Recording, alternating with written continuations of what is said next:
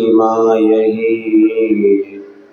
ग्रहण किया अपने, क्या क्यों किस विधि कब कहे आत्म ध्यान की बात, पल में मिटती चिर बसी वो अमा की रात। तरणी विद्या सागर गुरु तारो मुझे ऋषि, करुणा करो कर से लो आशीष। जय बोले अहिंसा परमो धर्म की। मूल नायक श्री खजाराज पार्श्वनाथ भगवान की, शासन नायक भगवान महावीर स्वामी के, आचार्य गुरुवर श्री विद्यासागर जी महाराज की, आचार्य श्री समय सागर जी महाराज की, 10 लक्षण महापर्व की, वात्सल्य मूर्ति मुंशी निर्वेद साहित्य महामुनि राज की, समस्त मुनि संघ की।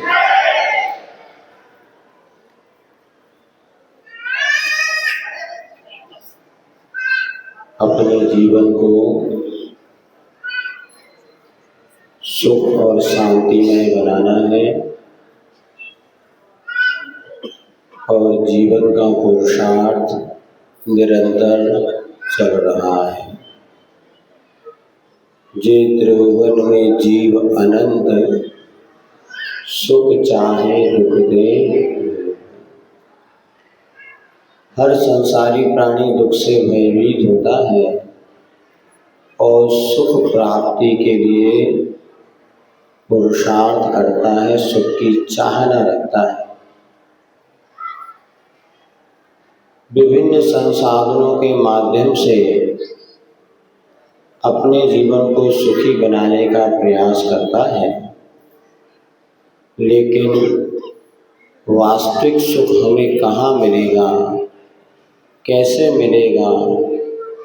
तो जिन्होंने संसार के दुखों से छूट करके और सच्चे सुख को प्राप्त कर लिया है, ऐसे तीर्थंकरों ने, ऋषि मुनियों ने, गुरुओं ने हमें बतलाया है, धर्मः सर्व सुखा करो हित करो।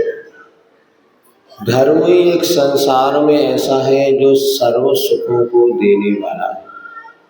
आप सोच सकते हैं ऐसे आप कैसे कह रहे हैं, संसार में कितने लोग हमने देखे क्योंकि कभी धर्म नहीं करते लेकिन बहुत सुखी रहते हैं, सुखी दिखते हैं कि सुखी रहते हैं। दोनों में बहुत अंतर है। सुखी दिखना अलग बात है और सुखी रहना अलग बात है। इन भौतिक संसाधनों के बीच में रहता हुआ व्यक्ति आपको भले सुखी दिखता है, लेकिन अंतरंग से जो सुख या आत्म शांति जो प्राप्त होती है वह इन बाहरी संसाधनों में नहीं है। अन्यथा जिंदगी में बड़ी बड़ी सफलता प्राप्त करने वाले और बड़े बड़े लोग भी अपनी जिंदगी से हताश होकर के जिंदगी को समाप्त क्यों कर लेते हैं? अभी पुरानी बात तो छोड़ो, अभी सुनते एक बहुत अच्छा कलाकार था, फिल्मी एक्टर था, बहुत उसने पैसा कमाया, बहुत ख्याति पूजा सब कुछ प्राप्त किया, लेकिन उसके बाद भी वो फांसी के फंदे पर, कौन? शशांक। नाम तो शांत था किंतु भीतर से कभी उसको शांति। क्या कमी थी? लेकिन आखिर कुछ ना कुछ ऐसी बात तो थी जो उसको शांत नहीं होने दे रही थी और उसने सब कुछ पाकर के भी जीवन ही नष्ट कर दिया। तो इस जीव के अभाव में जड़ वस्तुओं का क्या मूल्य? धर्म हमारे लिए वो आध्यात्मिक शांति प्रदान करता है जिसके माध्यम से हमें इस मानव जीवन का मूल्य समझ में आता है। धन कमाने को तो एक वेश्या भी धन कमा लेती है, धन कमाने को तो कोई ना कोई किसी ना किसी तरह से धन का अर्जन कर ही लेता है, किंतु धन मात्र से जीवन सुखी नहीं बनता। यही चर्चा कि जीवन सुखी कैसे बने, इस 10 लक्षण धर्म के माध्यम से हम पिछले दिनों से करते आ रहे हैं। आज पुनः समापन की बेला में, चूँकि आज कुछ ऐसे नए चेहरे भी आए हैं जो कि अभी तक भगवान को दर्शन तो किए होंगे, लेकिन धर्म सभा में बैठ कर के धर्म लाभ लेने का शायद उनको पुण्य अवसर प्राप्त नहीं हो पाया। क्या करें, इसके लिए भी बड़ा पुण्य चाहिए कि हमारे जीवन में सही दिशा हमें मिल सके, क्योंकि रात दिन व्यक्ति जिस दिशा में पुरुषार्थ करता है, लेकिन वह पुरुषार्थ कितना सफल होता है यह तो स्वयं ही व्यक्ति जानता है।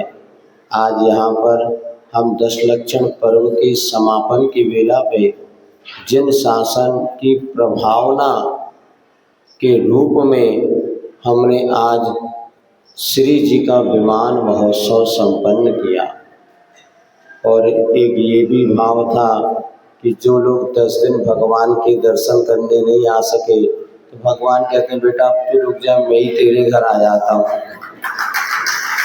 तो भगवान तो सबका भला चाहते हैं भैया, अब तुम नहीं कर पाए कोई बात नहीं, जो घर से भी बाहर नहीं निकल पाए, कुछ तो अशक्त थे इसलिए नहीं आ पाए, तो घर के द्वारे से ही उन्होंने भगवान को हाथ।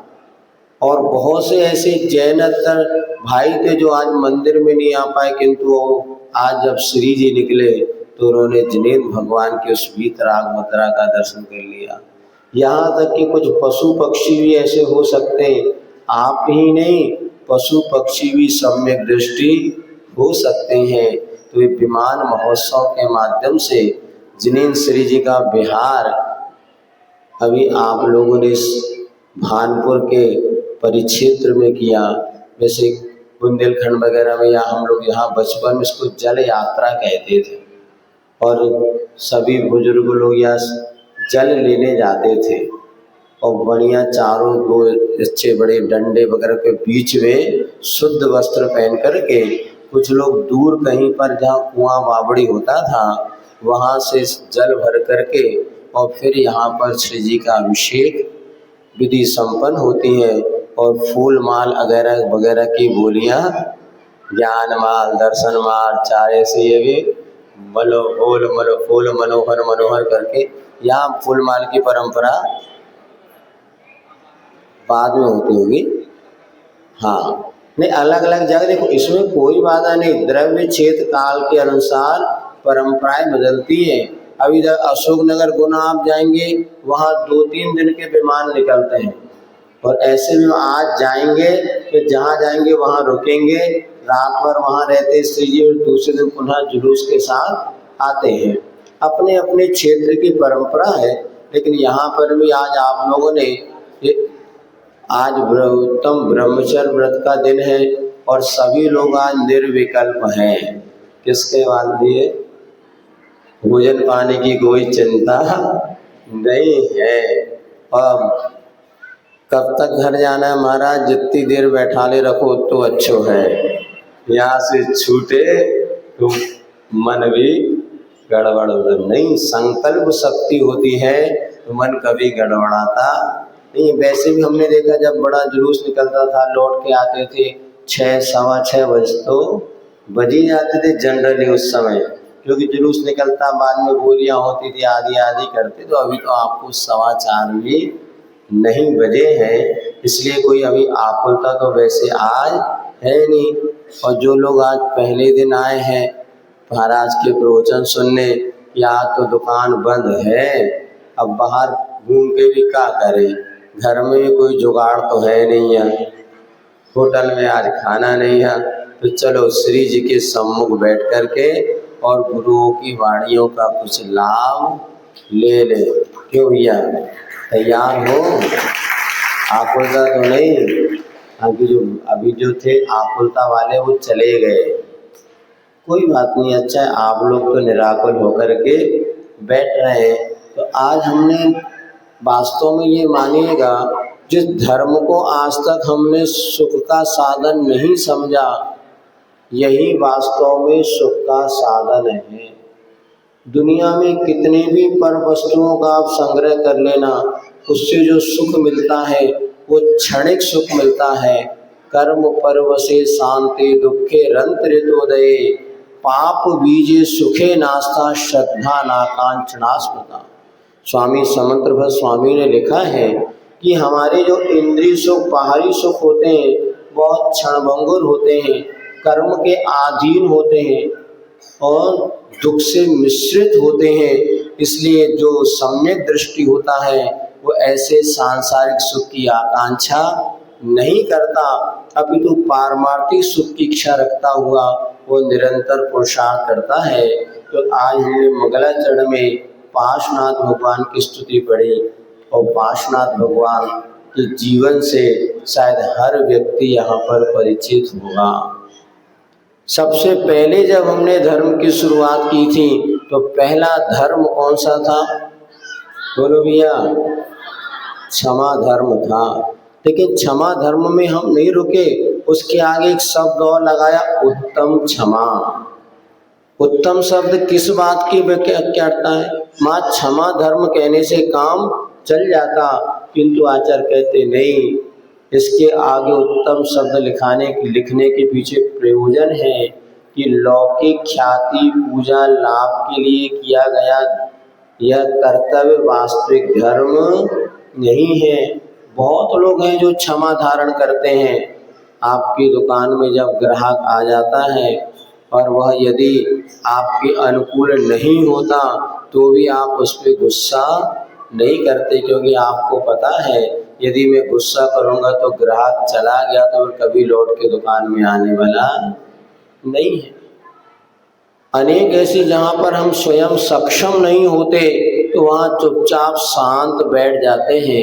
हमें बड़ा कई बार आश्चर्य लगता है, आप कहते हैं हमारे बच्चे बड़े गुस्सा करते हैं।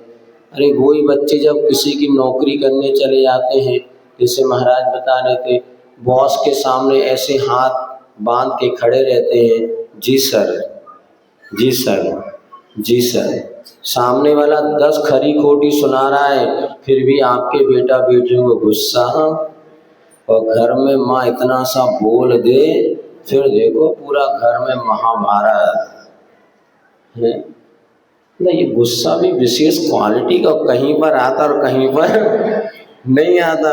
ये क्या बात है? ये समझना, ये गुस्सा भी बहुत चतुर है।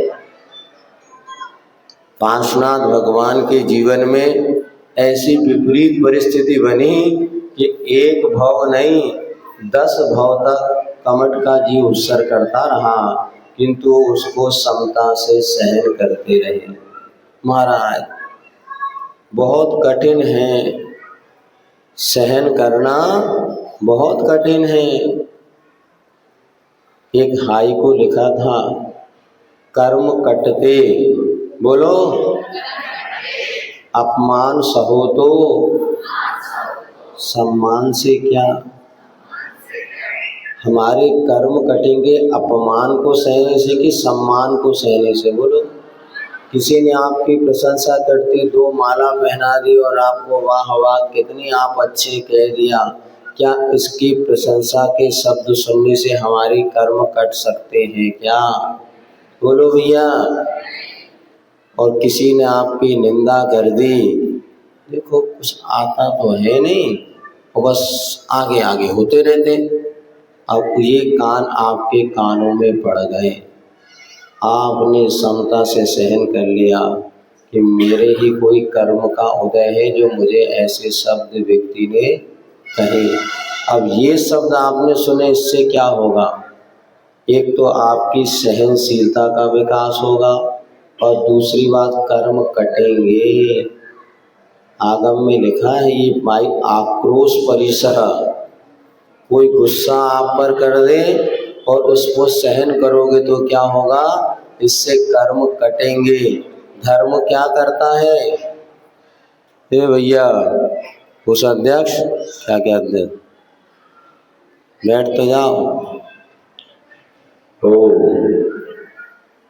तो किसी ने गुस्सा कर दिया, आक्रोश कर दिया, उसको हम समता से सहन करते हैं तो हमारे कर्म कटते हैं।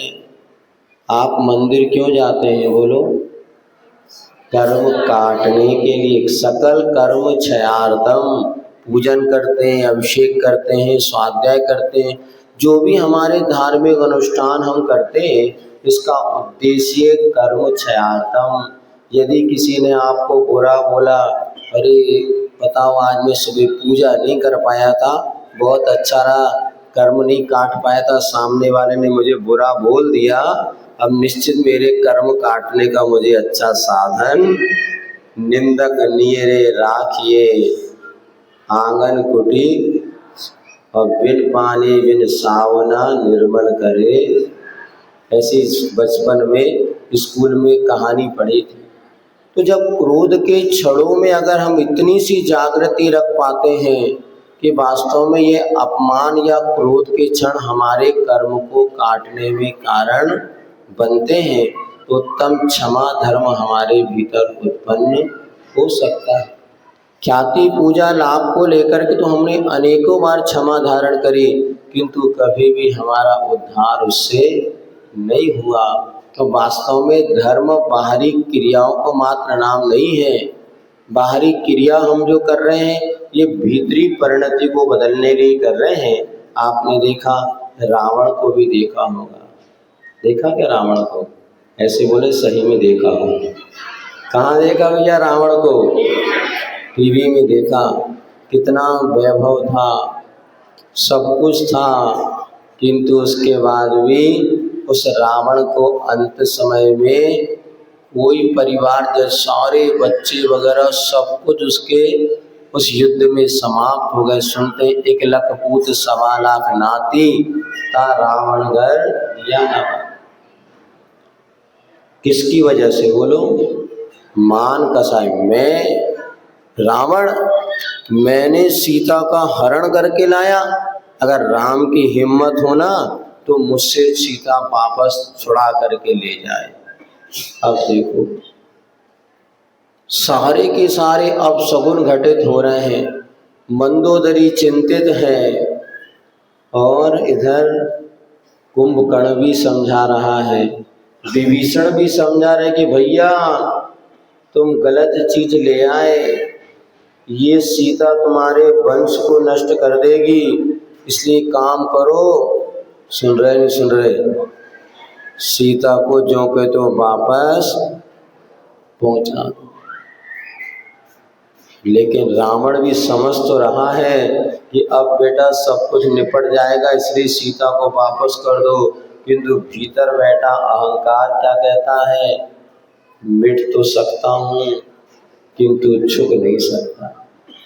मिटना मंजूर है किंतु झुक नहीं सकता। और आखिर क्या हुआ? उस रावण की दुर्गति हो गई। तो दूसरा धर्म हमें यही बता रहा है, उत्तम मार्दव धर्म। मान कसाय से कभी किसी का भला हुआ ही नहीं। पत्थर के समान जो मान कसाय होता है, वो जैसे मूक माटी में आचार्य महाराज ने लिखा है, बर्फ होता है ना, बर्फ, उसको आप मान लीजिए एक बहुत बड़े टांके में बर्फ डाल दो तो क्या होगा? वो बर्फ पानी में डूबता कि नहीं? ना वो डूबता है और ना तैरता है, बीच में ही जल का अंश होकर के भी जल के ऊपर रहना चाहता है। ऐसे मान कसाय की परिणति होती है। और जब मान कसाय भीतर जागृत हो तो अपने से बड़े व्यक्ति को देखने का प्रयास करो। आखिर किस चीज को लेकर के हम मान करते, अहंकार करते हैं? ऊंट जब तक पहाड़ के नीचे नहीं आता तभी तक वो अपने आप को महान समझता है। तो यह उत्तम मार्दव धर्म हमने दूसरे दिन सुना था कि यह हम अहंकार हमारे लिए दुखकारी है। और भैया जी कह रहे थे बार बार, कौन सी हैं डब्बू भैया, बोला भाला। हाँ बताओ भैया, हम यही सोचते हैं जो हमारे आचार्यों ने जिसे धर्म कहा है, सरलता रिजुता को धर्म कहा है, यदि हम वैसा बन जाएं तो इसमें हमारा क्या बुरा है। जब कभी भी आपको अपने भीतर प्रवेश करना होगा, उत्तम आर्जव धर्म को स्वीकार करना होगा, और सरलता हमारे जीवन के लिए बहुत दुर्लभ वस्तु है। और यदि वही सब कठोरता, यदि कड़कपन या हमने अपने जीवन में मायाचारी को स्थान दे दिया तो साधुता का आनंद कैसे आएगा। इसीलिए सरलता कभी बुरी नहीं होती, हाँ, लेकिन सरलता आत्म कल्याण के लिए सरलता बहुत आवश्यक है। फिर टेढ़ी उंगली करके घी निकालना भी अपने आप व्यक्ति सीख जाता है। टेढ़ा होना, बताओ, टेढ़ा होना सरल है कि कठिन है कि सीधा होना कठिन है। हाँ, टेढ़ा तो हवा सीमेंट होती है ना, थोड़ी सी हवा में रख दो अपने आप पत्थरा बन जाती है। कई लोग हमने देखा इसलिए टेढ़े हो गए, सरल थे, लेकिन लोगों ने उनकी सरलता को उपहास बनाया और उपहास को सहन नहीं कर पाए और वो टेढ़े होकर के अपने जीवन को बर्बाद कर दिया।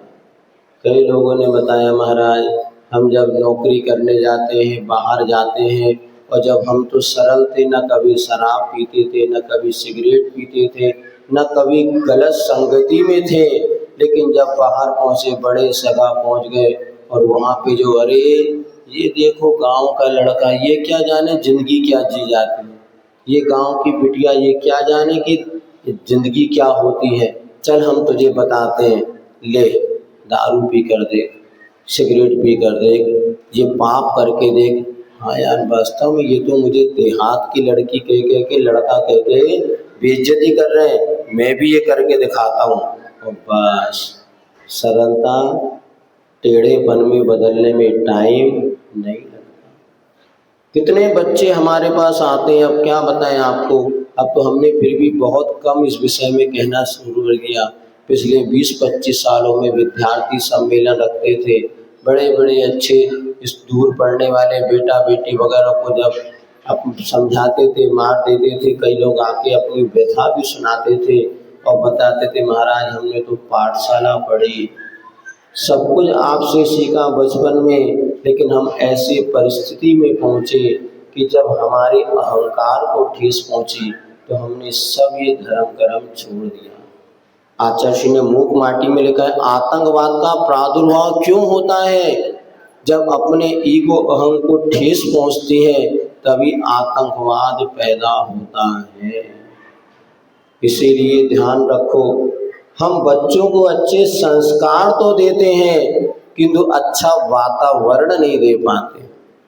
तो कितने अच्छे संस्कार, जब कभी हमने बचपन से जब तक घर में रहे, कभी हमने अनछना पानी नहीं पिया, कभी बाजार की कोई वस्तु नहीं खाई, लेकिन अब ऐसी जगह हमारे माता पिता ने हमें भेज दिया जहाँ पर कि रात में 8 बजे के पहले तो भोजन मिलता ही नहीं, जहाँ पर कि धर्म ध्यान की बात छोड़ो, प्रतिदिन देव दर्शन भी नहीं मिलता। अब फिर धीरे धीरे वही चीज़ पहले तो आपको ग्लानि का कारण बनती है, बाद में वो आदत पड़ जाती है। अभी पिछले बार जब हम थे भावना योग का शिविर लगा था, एक बेटी ने कहा, महाराज एक प्रश्न मैं आपसे पूछना चाहती हूँ कि मैं पहली बार जब बेंगलोर या कहीं विदेश में सर्विस के निमित्त से गई और जब पहली बार मैंने लोगों को मांसाहार करते देखा, मछली या ये चावल खाते देखा, मुझे बड़ी ग्लानि हुई, दिन भर खाना नहीं खाया गया। अब लेकिन क्या करें, वो तो रोज की स्थिति थी, देखते देखते ये स्थिति बन गई कि अब मुझे ग्लानि होना छूट गई। सामने लोग मांस मच्छी खाते, मैं भी बैठ के अपनी दाल चावल खाती हूँ, किंतु एक ने ये तक बता दिया कि एक बार मेरी थाली में मछली आ गई तो भी मुझे उतनी ग्लानि। यही होता है, पहले हम पाप से डरते हैं, इतने सरल होते हैं बच्चे मन के सच्चे, लेकिन हमारे ने उनके सामने जिस माहौल को ला करके रख दिया, उनकी सरलता कठोरता में बदल गई। कई माँ बाप की शिकायत हुई है, महाराज जब बच्चे 8वीं 6वीं 7वीं 8वीं तक थे तब तक तो हर बात हमारी मानते थे, और जब से हाई स्कूल में 9वीं 10वीं में क्या पहुंच गए, अब हमारी बात नहीं मानते। हाँ हाँ, अब ये परिस्थिति बताते वहीं पर एक साथ वेज नॉन वेज यहाँ पे दुकानें होती हैं। इसीलिए कहना आपसे कह रहे थे, उत्तम आर्जव धर्म में ये बताता है कि कठोर बनना फिर भी सरल है, कोई टाइम नहीं लगता, लेकिन सरल बनना बहुत कठिन है। किंतु ध्यान रखना, सरलता ही हमारे जीवन को सुखी बनाती है। और उत्तम इसके बाद लोभ शौच धर्म आया था ना, ये हमें लोभ कषाय को कम करने की बात कहता है। क्योंकि कितना भी आप वस्तु का संग्रह कर लो या कितनी भी आप आसक्ति कर लो, लेकिन ये जीवन में और दुख का कारण बनता है। लोभ पाप का बाप। आज जितने भी पाप हमारे जीवन में हो रहे हैं, उसका मूल कारण है लोभ कषाय। तो ये चार कषाय से हमें बचना है, और ये चार कषाय से बच जाता है, उसके जीवन में अपने आत्म शांति का मार्ग प्रशस्त होता है। हमें दूसरों को नहीं समझाना, हमें दूसरों के जीवन को सुखी बनाना नहीं, किंतु हमें अपने जीवन को सुखी बनाना हो। इन चार कषायों से हमें बचना पड़ेगा। और ये चार कषाय जब तक हमारे भीतर रहेगी, तब तक कितना भी धर्म कर लो। बहुत अभिषेक किया, शांति धारा में भी अशांति हो गई। क्यों हो गई? कई बार अभिषेक पूजन करते करते भी परिणामों में जो विकलता आ जाती है, तो लगता है भैया ये धर्म है क्या है? ये वास्तव में धार्मिक क्रियाएं हमारे भीतर की परिणति को बदलने का कारण होना चाहिए। और हम लोगों ने 10 धर्म में मूल सबसे पहले ये चार कषायों को त्यागने का संकल्प लिया। यथाशक्ति करो, जब तक आप करेंगे नहीं तब तक लाभ मिलने वाला नहीं है। इसी प्रकार अब बहुत सारी कथा व्यथा है। सत्य, त्याग, संयम, तप, त्याग। आचार्य महाराज ने मूक माटी में बहुत अच्छा लिखी है। वो कविता हमें बार बार याद आ जाती है, हम आपको सुना देते हैं। मूक माटी यहाँ पर चल तो रही है, किंतु बहुत बिरले लोग ही उसका लाभ ले पा रहे हैं। तो संयम के विषय में जो प्रसंग लिखा है कि जब माटी का घट बनने की यात्रा प्रारंभ हुई, और जब माटी को छान करके कंकरों को अलग किया गया, तो कंकर बहुत नाराज हुए कि शिल्पी से आपने हमें पृथक क्यों कर दिया। तो शिल्पी ने बताया, जिस शिल्प का मैं निर्माण करने जा रहा हूँ वो मृदु माटी से तो निखरता है, किंतु कठोर कंकरों से बिखरता है। माटी की संगति तो तुमने की, किंतु माटी के गुण धर्म को अंगीकार नहीं किया। माटी में थोड़ा सा पानी डालो वो हलवे जैसे मृदु बन जाती है, किंतु कंकरों में कितना भी पानी डालो, कंकरों में कभी मृदुता नहीं आती। और चूंकि बात यही है कि मैं कुंभ का निर्माण करना चाह रहा हूँ, इसलिए मुझे कंकरों को अलग करना अनिवार्य हुआ। अपनी कमी सुन करके कंकरों की आंखों में आंसू आ गए। वो कंकर कहते हैं, हमें ऐसा मंत्र दो जिससे हमारा जीवन हीरे के समान बहुमूल्य मिले, बने और खरा बने कंचन सा। तो माटी की मुस्कान वहां पर कहती है, संयम की राह चलो। क्या कहा भैया? संयम की राह चलो। राही बनना ही तो हीरा बनना है, क्योंकि राही शब्द स्वयं विलोम रूप से कह रहा है, ही रा। संयम की राह चले बिना ये जीवन हीरे के समान बहुमूल्य बनता ही नहीं। इसलिए एक सत्य के बाद संयम धर्म आया था कि संयम की राह पर हमें चलना होगा। संयम उस ब्रेक के समान है। कितनी भी अच्छी गाड़ी हम खरीद ले, लेकिन ब्रेक अच्छा ना हो तो शायद वो गाड़ी आपको कहीं पर भी ले जा करके पटक देगी। किस चीज का संयम हमें रखना है? खाने का संयम, बोलने का संयम, और खाने का, बोलने का, उठने बैठने का, चलने फिरने का। एक आचार्य महाराज ने कथा सुनाई थी। एक बहुत बड़ा तालाब था उसमें हंस और कछुआ दोनों रहते थे। और हुआ ये गर्मी पड़ी, तो गर्मी पड़ने के बाद समय वो तालाब सूखने लगा और ऐसा सूख गया कि उसमें अब थोड़ा सा भी पानी नहीं बचा। तो हंस सोचते हैं कि अब भैया इस तालाब में रह करके हम क्या करेंगे, और हंस वहां से उड़ करके दूसरी जगह जाने का प्लान तैयार कर लेते हैं। उसी समय कछुआ जो इनका मित्र था वो कहता है, भैया सुन रहे, तुम दोनों तो उड़ जाओगे, लेकिन मेरा क्या होगा? क्या यही तुम्हारी मित्रता है कि मुझे यहाँ तड़पते मरते मरते छोड़ जाओगे? मेरा भी तो कुछ सहयोग करो, कुछ उपाय करो जिससे मेरा जीवन भी सुरक्षित रह जाए। हंस बोलते, मित्र हमारी भावना तो बहुत है, लेकिन क्या करें, हम तो उड़ करके फुर्र से पहुंच जाएंगे, लेकिन तुम कैसे चलोगे और धीरे धीरे चलोगे, इतनी गर्मी में कैसे चलना संभव है, और हम तुम्हें उठा भी नहीं सकते। फिर दूसरा हंस कहता, मित्र देखो एक उपाय है, यदि तुम चलना चाहो तो हम तुम्हें ले जा सकते हैं, लेकिन तुम्हें अपनी वाणी का संयम रखना होगा। देखो दुनिया आपकी वाणी को पकड़ती है, भावों को नहीं पकड़ पाएगी। कितने भी अच्छे आपके भाव हो, लेकिन वाणी में अगर मधुरता नहीं है तो कभी भी वाणी दूसरों के लिए सुखकारी नहीं बन सकती। आपको अपनी वाणी में मृदुता और मीठापन लाना ही होगा। और वाणी का असंयम कितना अनर्थ हमारे जीवन में कर सकता है, ये अगर अपन समझते हैं तो उन्होंने कह दिया, ठीक है हम एक लकड़ी रखेंगे, दोनों हंस अपने मुख में फंसा लेंगे और बीच में तुम अपने मुख से उसको दबा लेना, और जब हम यहाँ से उड़ेंगे तो तुम भी हमारे साथ उड़ते उड़ते चलना, लेकिन ध्यान रखना भानपुर से होते हुए निकलना है। हाँ, यहाँ के मोड़ा मोड़ी बहुत, भोपाल के भानपुर के नहीं है। अब भोपाल से निकलना है और निकलना तो पड़ेगा, और बच्चे जब देखेंगे तो ताली भी बजाएंगे और ये अजूबा चमत्कार देख करके वह हो हल्ला भी करेंगे, लेकिन तुम्हें कुछ प्रतिकार नहीं करना। मोक्ष मार्गी को स्वीकार करना होता है, प्रतिकार करना। मोक्ष मार्ग उसी का प्रशस्त बनता है जो हर परिस्थिति को स्वीकार करता है।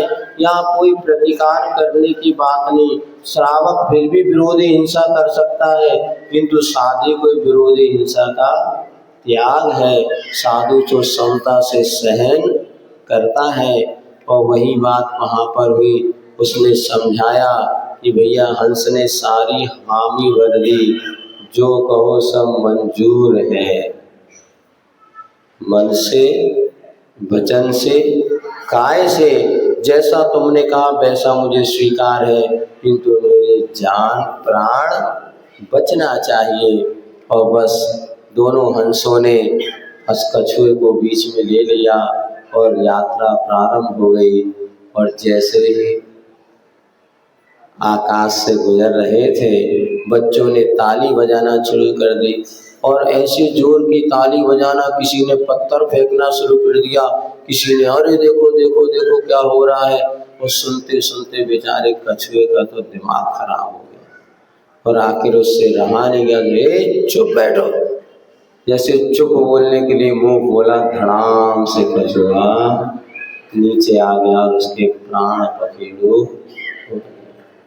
एक छोटी सी हमारी असावधानी, छोटा सा वाणी का असंयम कितना अनर्थ कर सकता है। अंधे का पुत्र अंधे ही होते हैं।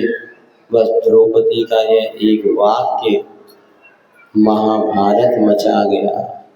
इसलिए बोलो, उसके पहले 10 बार बोलो। यदि हमने अपने जीवन में वाणी का सही सही प्रयोग करना सीख लिया, इससे बड़ा संयम कुछ नहीं। आज सबसे ज़्यादा असंयम है, वाणी का संयम है। हम बोल देते हैं, उसके बाद क्या परिणाम निकलता, अब बोलना भी नहीं, अब तो टाइप करना है। कल परसों महाराज ने आपको बताया था उन्होंने व्हाट्सएप का प्रयोग नहीं किया, क्योंकि हम उसमें सामने वाले के प्रतिकार या विरोध में जो बातें टाइप कर रहे हैं, बोल रहे हैं, अपना कितना अहित कर रहे हैं। यदि हम किसी कार्य में सहयोग कर सकते हैं तो करने का मन बनाए, किंतु विरोध करके फालतू अपना समय ना गवाएं। कितना महत्वपूर्ण ये समय है, एक एक क्षण, एक एक आयु। कोरोना काल में आपको पता है कि एक एक श्वास के लिए व्यक्ति को कितना संघर्ष करना पड़ रहा था। कब कौन चला जाए भरोसा नहीं, और देख रहे थे, देखो वो चला गया, वो चला गया। शमशान घाट में लाशों को जलाने के लिए भी लाइन लगानी पड़ रही थी। ये वक्त भी आपने देखा है, ये वक्त भी हमारी नजरों के सामने आया है, जबकि दफनाने के लिए लोगों को जगह नहीं मिली। करोड़ों अरबों की संपत्ति कमा ली, किंतु पेपर में आता था अमेरिका आदि देशों में ताबूत के ताबूत बने पड़े, किंतु जगाने को कुछ भी नहीं है तेरा। 2 गज जमी है तेरी, मिल जाए ये भी तुझको, ये भी नहीं जरूरी, कुछ भी नहीं है। सब सत्य, इतना सत्य लोगों ने समझा, इतना वैराग लोगों को आया, लेकिन क्या करे, शमशान वैराग था। जब तक शमशान घाट में तभी तक वैराग होता है। घर लौट के आए तो फिर जो लौट के बुद्धू, कल से यही दशा होगी। अभी तक तो बढ़िया धर्म ध्यान कर रहे थे, अभी तक तो भगवान और गुरु ही याद आते थे, अभी तक खूब गुरु की जयकारा लगा रहे हैं और कह रहे हैं महाराज हमें छोड़ के ना जाइयो। अब कल देखियो कौन कौन को छोड़ के जाओ। हम तो अभी भी संत निवास में और अभी भी रहेंगे। अब कल तुम्हारे दर्शन, अभी तो कहते हैं महाराज दर्शन दुर्लभ होते हैं गुरु महाराज के, अब कल से आप लोगों के दर्शन भी ढूंढना पड़ेगा। कहाँ है भैया जी, कहाँ है अध्यक्ष साहब, कहाँ है कोषाध्यक्ष साहब। अभी तक तो जैसे तैसे दिखते ही थे। कहूँ नहीं जा रहे, बब्बा तुम कहाँ जाओ है जही तो बात है। बब्बा तो पहले भी हथे, अभी भी रहे। मैंने जो काम के आदमी थे वे तो ना पहले हथे। कोई बात नहीं, काम के देखो, पुराना ओल्ड इज गोल्ड, जिसने मानना पुराना ही सोना है। ये नए तो सिक्के जो चल रहे हैं ना, उनमें कोई दम नहीं। पहला इतना बड़ा 10 ग्राम का सिक्का आता था 1 रुपया का, और आज 50 का भी सिक्का उतना बड़ा वो का आधा, उसमें कोई बोले नहीं पुराना सिक्का देखा नहीं देखा। पहले तो 20 पैसे का पीली पिस्सी आती थी, पीली 10 से, और पीला वो 10 पैसे का सिक्का आज 100 रुपये में मिलना भी संभव नहीं। ये तो है, पुराना माल तो पुराना ही होता है, और वो तो जो उसकी तुलना नए से की ही नहीं जा सकती।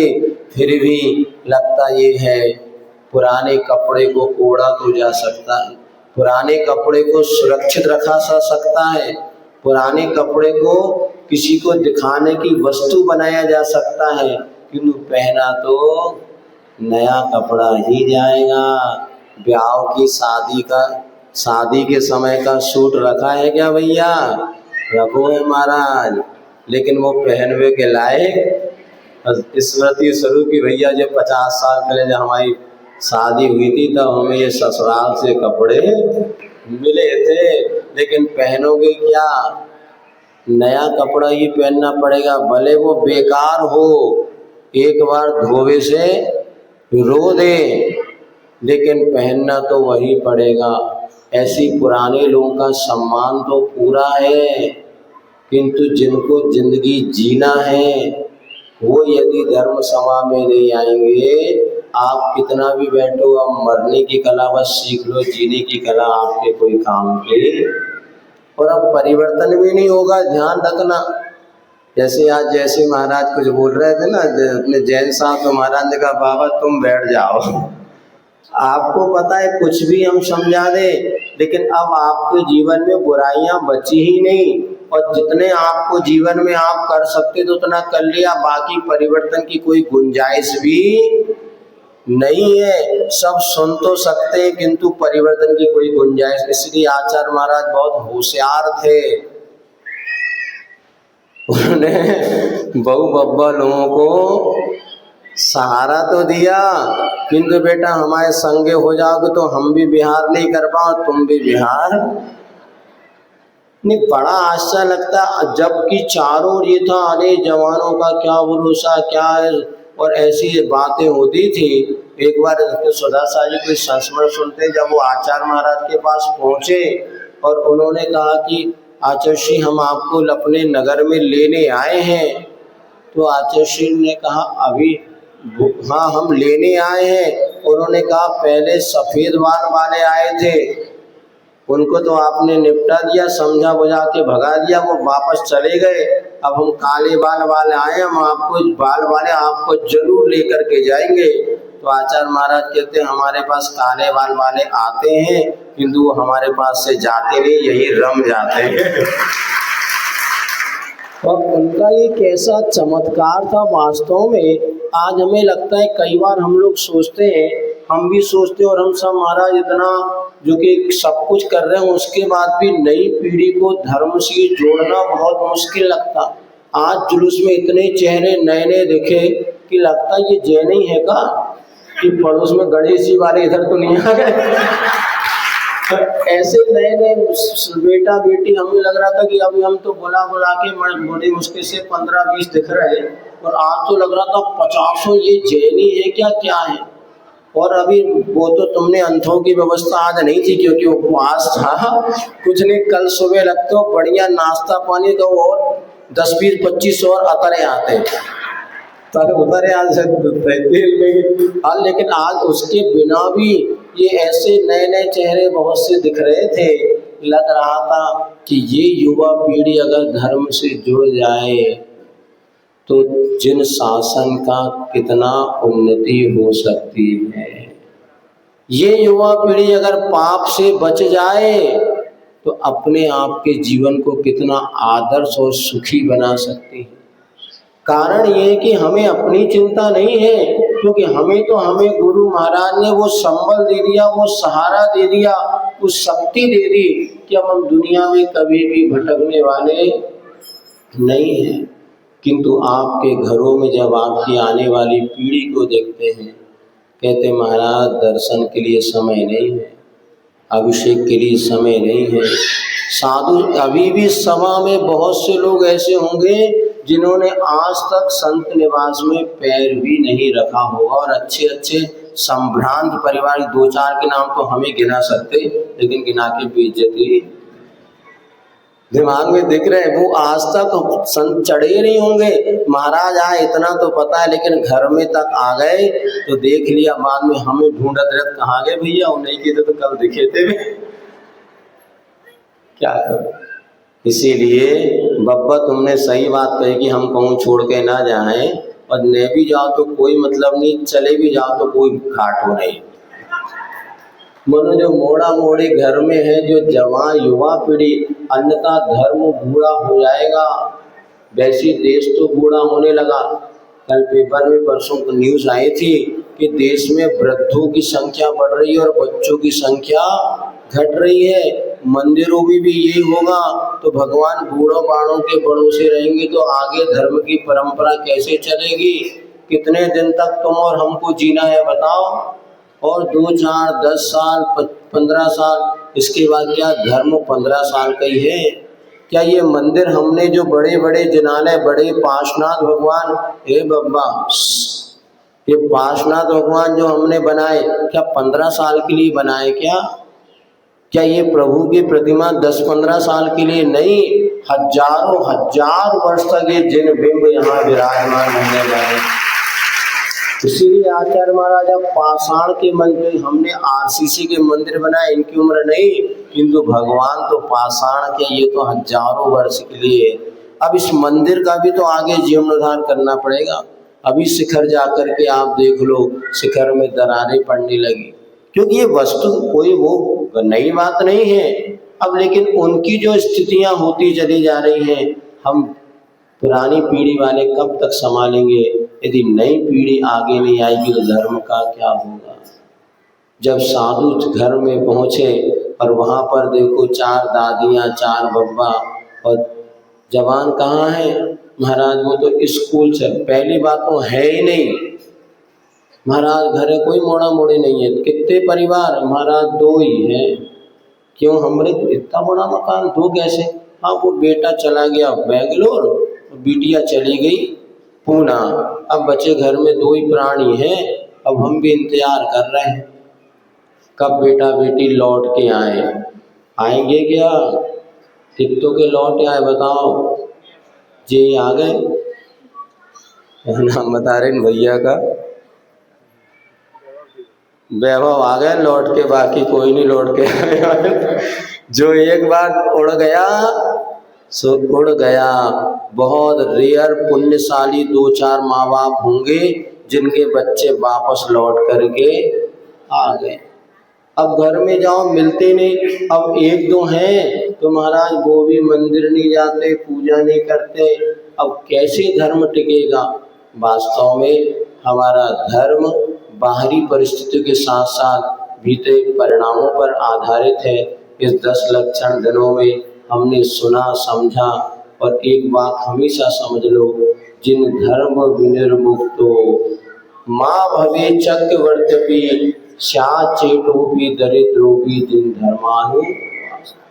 हे भगवान, मैं दास हो जाऊं, गरीब हो जाऊं, किंतु मुझसे कभी भी मेरा जिन धर्म ना छूटे। चक्रवर्ती की संपदा मुझे नहीं चाहिए, लेकिन मुझे मेरा जिन धर्म चाहिए। ये आस्था आपके भीतर बलवती बनी रहे, और उत्तम आकिंचन और ब्रह्मचर्य, ये 10 धर्म की बात चली थी। आज सुबह ब्रह्मचर्य के ऊपर भी उपदेश दिया था। वास्तव में हमारे जीवन की नींव आधार जो है वो ब्रह्मचर्य ही है। गृहस्थ आश्रम में रहते हुए भी जो श्रेष्ठ रूप से अपने शील व्रतों का पालन करते हैं, ऐसे श्रावकों के जीवन में भी अक्षय और चमत्कार घटित होते हैं। ऐसे सैकड़ों दृष्टांत मिलते हैं जहाँ पर कि पति पत्नी के माध्यम से वह चमत्कार हुए हैं। और यह ब्रह्मचर्य की महिमा अगम है हमारे जीवन में। यदि आपको कुछ पुरुषार्थ करना है तो ये पुरुषार्थ करो कि हम अपने शील को कैसे सुरक्षित रख सकते हैं। यदि आपका शील नष्ट हो गया तो सारे के सारे गुण विलीनता को प्राप्त हो जाएंगे। हम सबका सौभाग्य है इस पंचम काल में भी हमें सच्चे देव गुरु शास्त्र की शरण मिली है। अन्यथा शरणम नास्ति त्वमेव शरणम मम तस्मात् कारुण्य भावेन रक्ष रक्ष दिनेश्वरा। अर्थात हे भगवान, आपकी सिवा और हमारे लिए कोई शरण नहीं है। अन्यथा शरणम नास्ति, जिन्हें भगवान की शरण मिली है निरंतर प्रभु की शरण प्राप्त करें, अपने आत्म कल्याण का मार्ग प्रशस्त करें, क्योंकि नहीं तो ये वक्त निकल जाएगा, आगे कुछ भी हाथ लगने वाला नहीं है। आज जो कुछ हमें मिला है हमारे पुण्य योग से, आज हमारे गुरु हमें मिले हैं, आचार्य महाराज का हम लोगों को सानिध्य मिला, उनके दर्शन मिले, आज हम अपने आप को सौभाग्यशाली समझते हैं। ऐसी गुरु के कर कमलों से दीक्षित और शिक्षित होने का हमें पुण्य लाभ मिला। आप लोगों को भी कितना आशीर्वाद मिला। जब हम किसी के घर आहार करने जाते हैं बड़े खुशी से बताते हैं यही हमारे यहाँ आचार्य जी खड़े हुए थे, या हमने आचार्य जी को आहार दिया था। उनकी बातों को सुन के उनकी कैसी वाणी में गदगदपना आनंद अवसर होता है। उन स्मृति के क्षण हमारे मन को इतना आह्लादित कर देते हैं जब का गुरु हमने साक्षात उनके चरणों का स्पर्श किया। आज हमारा उतना सौभाग्य नहीं रहा कि गुरु आज हमारे सामने होते, किंतु गुरु की वाणी आज हमारे सामने है। और गुरु ने जो मार्ग हमें बताया, आचार्य जी को क्या जरूरत पड़ती थी हथकरघा की, क्या जरूरत थी पूर्णायु की? आचुषी को क्या अपेक्षा थी किसी प्रकार के प्रतिभा स्थली खोलने की? बताओ उनको उनसे क्या मिला? अरे वो अपनी आत्म साधना करते, इतने पुण्यशाली व्यक्ति थे कि शिखर जी की चोटी पे जाकर के भी अगर वो सामायिक ध्यान करते तो उनको किसी प्रकार की साधना में कमी होने वाली। आज हम लोग किसी क्षेत्र पर पहुंच जाए तो समझ में आता है कि दो व्यक्ति आहार कराने वाले नहीं मिलते, लेकिन गुरु महाराज का ऐसा पुण्य था कि जब से वो बुंदेलखंड में आए और उन्होंने क्या किया, क्षेत्रों पे चातुर्मास किया, जबकि क्षेत्र पे कोई व्यवस्था नहीं, कोई गाड़ी नहीं। आज मोबाइल फोन सबकी व्यवस्था है। पहले कुंडलपुर वगैरह में लोग बताते हैं इधर नैनागिरी साइकिल में पीछे आटा का पीपा रखा और थोड़ा घी रखे और ये रखे और जाके आचार्य महाराज की चौके में आहार कराते थे।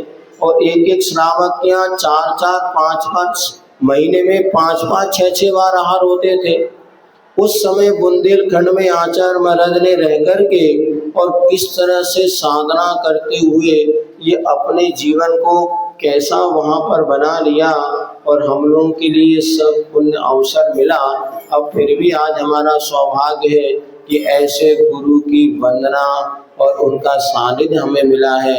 अब हमें ये विचार करना है कि गुरु महाराज ने इतना पुरुषार्थ किया, उनको कोई आवश्यकता नहीं थी, लेकिन उन्होंने कहा सोचा इस समाज का उद्धार कैसे होगा। बदलते रुक जा, 1 मिनट रख लो, कहीं नहीं जाएगी लक्ष्मी, रख ले वहीं रख लो थाली, 5 मिनट। वो हम इसलिए बोले कि जितनी जल्दी आपको छोड़ देंगे उतनी जल्दी बाहर जाके घूमोगे, बतियाओगे, अभी भूख लग जाएगी तो और मुसीबत है। कई लोग बैठे हैं बाहर, चलो तबीयत खराब हो जाएगी, चलो काली बना देते हैं, चलो मखाने तल देते हैं। कहीं है ये बहुत दयालु श्राविका है। पहले इतनी दयालु मम्मी नहीं होती थी, पहले मम्मी इतनी दयालु कठोर होती थी। खावे की कह रे कछु कछु खाओ जा रहा होगा, रहने दे, कछु नहीं खाने, संकल्प कर लो उपवास, अब कुछ नहीं खाना मना। लेकिन आज की मम्मियाँ इतनी सरल हैं, चल बेटा 5 बज गए जल्दी से चल, तो कछु खा तो ले, एक आध गिलास पानी पी ले, नहीं तो दूध ही पी ले और मखाने खा ले। अब तुम भी महाराज की बातों में आ गए हैं। जे भी लगे हाँ बात तो एकदम 5 बजे को टाइम टल जाए तो अभिषेक वगैरह हो जाए तो घर में कोई परेशानी ना हो। और इसीलिए यहाँ पर ये आपको बताया कि आचार्य महाराज ने जो पुरुषार्थ हमारे लिए किया, आचुषी की आध्यात्मिक साधना के विषय में आप सुनोगे ना तो रोंगटे खड़े हो जाओगे। आज ज्यादातर लोग आचुषी की बाहरी प्रभावना बतला रहे कि आचुषी ने ये किया। आध्यात्मिक साधना कभी आप बैठो हम बताएंगे तो कैसे आचार्य महाराज ने जंगलों में रह करके अपनी आत्म साधना की है। लेकिन जब उन्होंने आपकी परिस्थिति बदलती देखी तो आचार्य महाराज ने ऐसे योगों को कहा कि कहाँ तुम विदेशों में रह करके सेवा दे रहे हो, अरे देश में तुमने पढ़ा, देश में सब कुछ किया, अपने देश के लिए धर्म के लिए कुछ करो। तो ये वहाँ से छोड़ करके सारी नौकरी आचार्य महाराज के आशीर्वाद से इस शाकाहारी अहिंसक समाज के लिए हम क्या करें। तो आचार्य महाराज ने उनको बताया कि आप अहिंसक वस्तुओं का निर्माण करो। महाराज बहुत कठिन है, ये समाज ऐसी है, वाह सब करती है, प्रशंसा सब करती है, किंतु वक्त की बात आती है तो किनारा कर जाती है। फिर भी गुरु का आशीर्वाद, गुरु की आज्ञा, इधर हथकरघा में हजारों मतलब सैकड़ों भाई बहनों ने अपना समर्पण कर दिया। जो मुनि और आरिका बन के अपना आत्म कल्याण कर सकते थे, ऐसे भाई बहनों ने प्रतिभा स्थली, हथकरघा, पूर्णायु और यहाँ पे ना जाने उनके उपकरणों को विद्यांजलि ऐसी उपक्रम में और अपना जीवन समर्पित कर दिया। मात आने वाली पीढ़ी को अहिंसा धर्म से बनाए जोड़े रखने के लिए। ये तो आज क्या स्थिति है, कभी ये भैया जी वगैरह आपको मिले बताते हैं, समझाएंगे। आज औषधियों में भी मांसाहार बढ़ता चला जा रहा है। हमारा खान पान भी शुद्ध नहीं बचा, वस्त्र शुद्ध नहीं बचे, अब कुछ भी शुद्ध नहीं बचेगा तो धर्म कैसे पलेगा। मात्र अभिषेक और पूजन करने से धर्म नहीं पलता, धर्म तो हमारे आचरण से पड़ता है। हमारे रहन सहन से पड़ता है। फिर क्या करें महाराज, इनको शैम्पू तो लगाना ही है, नहीं तो बिना शैम्पू लगाए बेइज्जती हो जाएगी। तो भैया कम से कम ऐसा शैम्पू बना दो जिसमें कि अंडा और ये मछली आदि का तेल ना मिला हो। वो इसी कोई के लाज तो भूमिका बना रहे भैया। और जे उन्होंने अब क्या करें, सो हम कपड़े धोते हैं तो उसमें चर्बी, फिर क्या करें। तो महाराज ने कहा भैया तुम इतना दिमाग लगाओ, इंजीनियर तो हो ही। तो उन्होंने अपना दिमाग लगाया और पिछले बार तो जब हमारे पास कई बार आए थे, लेकिन अब वो भी व्यस्त हो गए, शुरुआती दौर में फ्री रहते, अब व्यस्त इतने हो गए अभी तक आना हुआ नहीं। फिर हमने आज चर्चा की तो जीतेश भाई ने उनको खबर कर दी होगी, हलो हलो एक आध बार। तो हम तो 8 महीने से भैया इतना ही है, पता है फरवरी में आ गए थे और अभी लेकिन कोई बात नहीं, आचार्य के इस उपक्रम को और अहिंसा धर्म की प्रभावना के लिए वो अपना कर्तव्य कर रहे हैं। अब हमारा ये कर्तव्य होता है, जैसे सुबह हमने बताया था, हम दान पुण्य के लिए जो लाखों रुपया खर्चा कर देते, क्यों ना हम अपने जीवन को अहिंसक और शाकाहारी बनाए रखने के लिए हम यदि उस राशि को खर्चा करें, कोई बड़ी बात नहीं है। क्योंकि जब कभी भी कोई व्यक्ति, अभी मुख माटी में आगे आप पढ़ेंगे आएगा कि जब वहाँ पर मिट्टी और पानी के द्वारा जब उधर सेठ जी की चिकित्सा हुई तो सेठ जी ने उस सेवकों को 9 अंक वाली विशाल राशि दान में दी कि ये हमारी संस्कृति अहिंसक शिक्षा पद्धति और अहिंसक उपचार की पद्धति जीवित रहे। अब हम भी कंफ्यूज में 9 अंक वाली राशि दी, हम क्या समझे, 9 अंक वाली तो बहुत लंबी हो जाती है।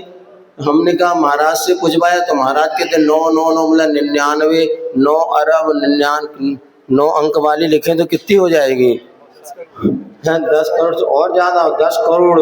हमने कहा ऐसे कौन इतनी सी फिर महाराज अभय सागर जी से चर्चा की, महाराज ये 9 अंक वाली राशि तो बहुत करोड़, 10 करोड़ रुपया, और वो भी वैद्य जी के लिए, और जिन्होंने मिट्टी पट्टी से रोग ठीक किया, इतना कौन देगा। तो महाराज ने कहा नहीं, अहिंसा पद्धति जीवित रहे तो उसके लिए और भी जो आवश्यक क्षेत्र आदि खेत आदि इन सबको जीवित मात्र 100 रुपये देने से नहीं होगा। 9 अंक वाली राशि, फिर भी हमने उसमें थोड़ा शॉर्ट करते किया, 9 अंक वाली राशि माने 9, 90, 900, 9000, इसमें जोड़ो तो अंत में 9 ही बचेगा। लेकिन वास्तव में महाराज ने वहाँ यही कहा, आचार्य का भाव ये था कि अहिंसा पद्धति को यदि हमें जीवित रखना है तो इस तरह से अपने धन का सदुपयोग करना पड़ेगा। आज हम हर चीज में सोचते हैं कि इतनी महंगी वस्तु कैसे खरीदें, लेकिन ध्यान रखो ये महंगी नहीं, ये हमारे जीवन को अहिंसा पद्धति से जोड़ने वाली वस्तु है।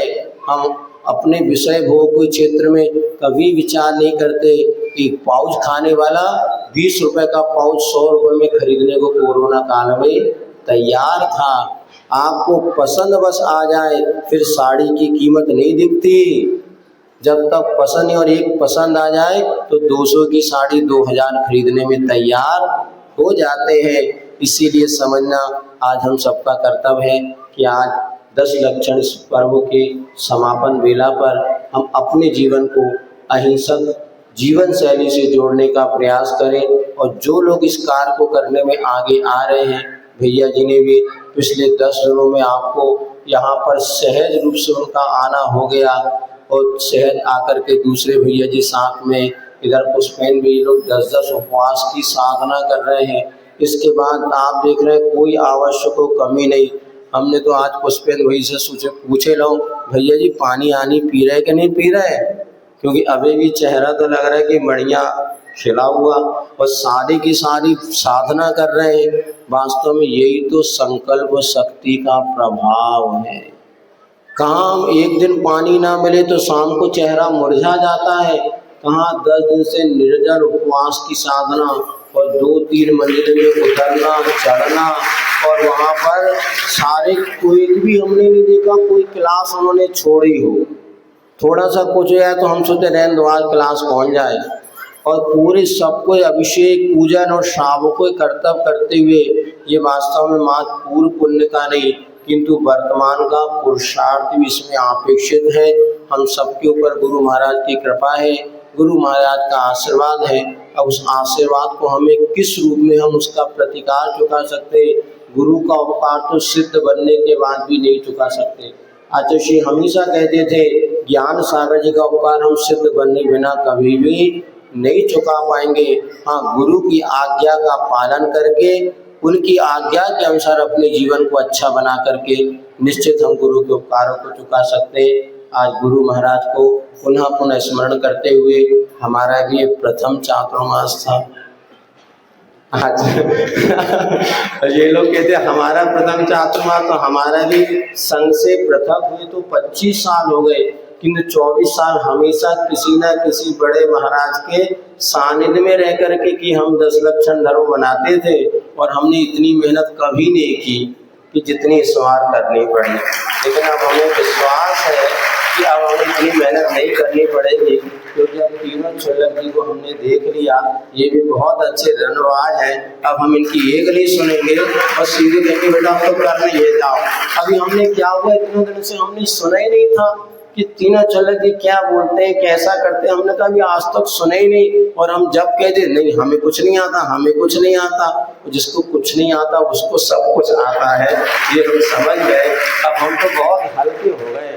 हम सोच रहे थे अब कहाँ तक ऐसी यदि परिस्थिति रही, 2 ही महीने में हमारे तो पसीना पसीना हो गए, अब क्या करें। लेकिन 10 दिनों में बहुत मन हल्का हो गया कि बहुत महाराज लोग सबको संभाल सकते हैं। और होना ये चाहिए, जब बेटा दुकान में बैठने लग जाए तो पिताजी को थोड़ा आराम तो मिलता ही है। इन लोगों को भी भावना थी। अब देखते हैं, अभी तो समय है बहुत अच्छा। यहाँ पर इस 10 लक्षण के 10 दिनों में सभी लोगों ने, कमेटी वालों ने, समिति वालों, वैसे सब कल कोई शिवरात्रि आपस में सभी ने बहुत वात्सल भाव से समय पर लाभ लिया। देखो पुण्यात्मा जी भी लाभ लेते हैं, बाकी इतना है लोगों ने आपस में लड़े भिड़े नहीं।